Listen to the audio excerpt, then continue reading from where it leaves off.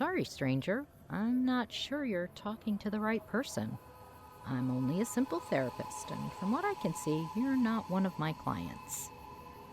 If you're looking for medical attention, or if you want to donate supplies, then you should talk to Julie. She's the young woman with the mohawk. Although, you do look pretty weathered. No offense. I help raiders get out of the lifestyle if you're needing someone to talk to.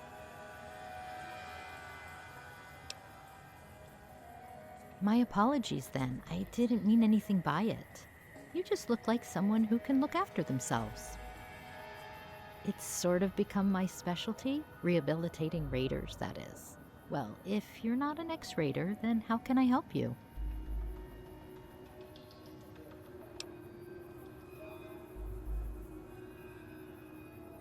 Whoever you heard that from was right. Yeah, I know about them. I could tell you, but it depends. What do you want with them? Robbing local businesses sounds very out of character for them. Normally, they stick to NCR or raider targets. See, their leader is a man named Hosea. He used to be one of us, the followers, I mean.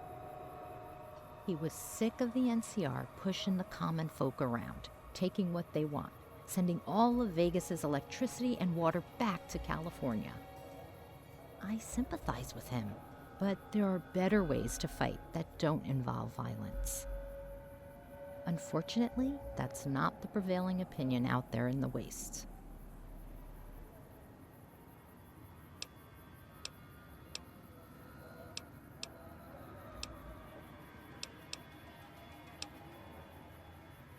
In the most literal sense of the word, I guess Hosea is a raider. I wouldn't say he's like the others, though. I know him. He's an idealist at heart. He truly believes he's doing what's right for Vegas. When you've lived as long as me, you get a sense of what drives most people. He seemed like a good man. We still keep in touch after all these years. I hope he comes back to the followers one day. We could certainly use the help these days.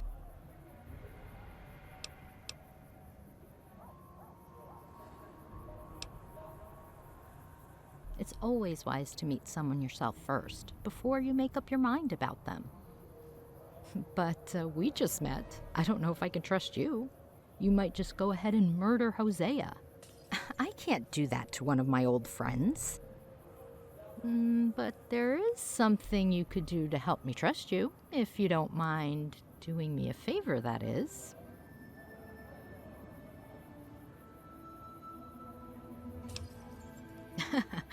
I'm glad we could come to an agreement.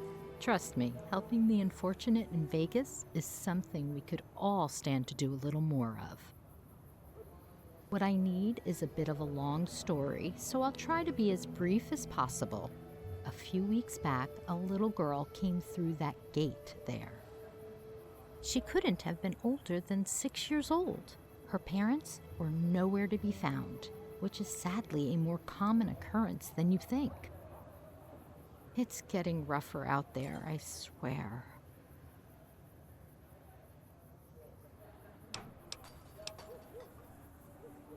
Murdered, I'm afraid.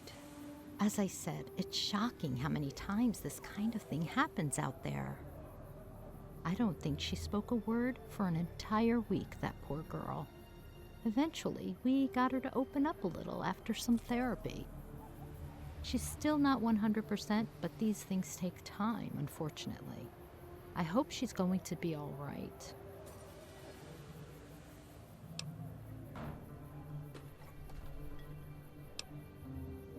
I managed to piece together what I could of her story, and it seems like she's the survivor of a raider attack. The family was ambushed just outside of Westside, coming out of the Thorn, and her parents were shot right in front of her. Animals. When we got the girl talking, she kept joking about how her father was always losing his watch. The watch was missing from the corpses when I went to go talk to the militia. The gang responsible must have taken it. I'd like you to retrieve that pocket watch. It would mean a lot to her, and also a lot to me. Do we have a deal?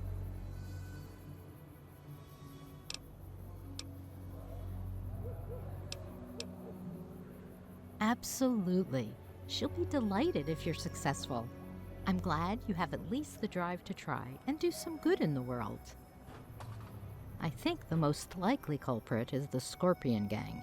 They hang out by the Monte Carlo suites. It's likely they take the loot back there after their raids. I don't think the watch will be any exception. You get that trinket, and I'll organize your meeting with Hosea. Have you got any questions? You get that trinket, and I'll organize your meeting with Hosea. Have you got any questions?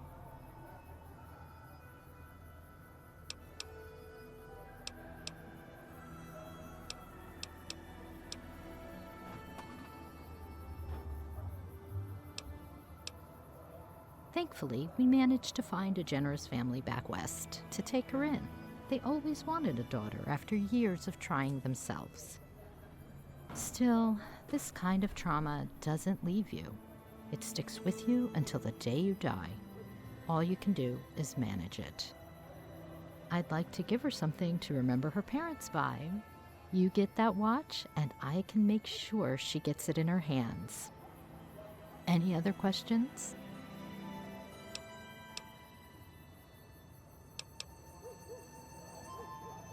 I'd put my money on their leader, Yvette, having the watch. I recommend going in with a stealth boy, if you want to avoid combat. She's likely carrying it on her. You might be able to swipe it off her if you get lucky. Any other questions?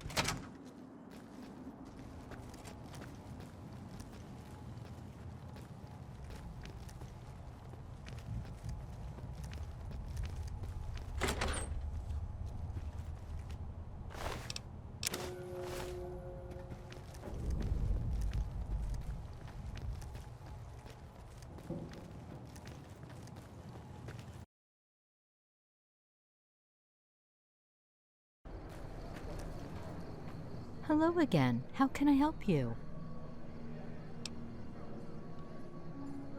Oh, have you? That's great news. The little one will be so glad. Thank you so much for your help.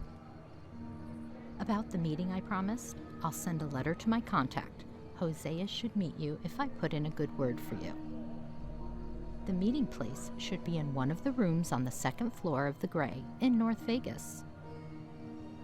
Hosea and Crandon came to an agreement that the vultures could stay there for their help defending the town. Try and convince Hosea to turn himself in, or at least stop the attacks. This doesn't have to end in violence.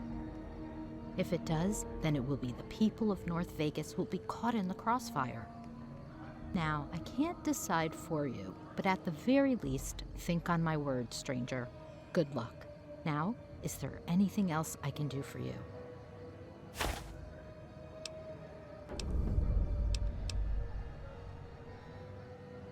As I told you before, I'm a simple therapist. I typically help people who badly need someone to talk to.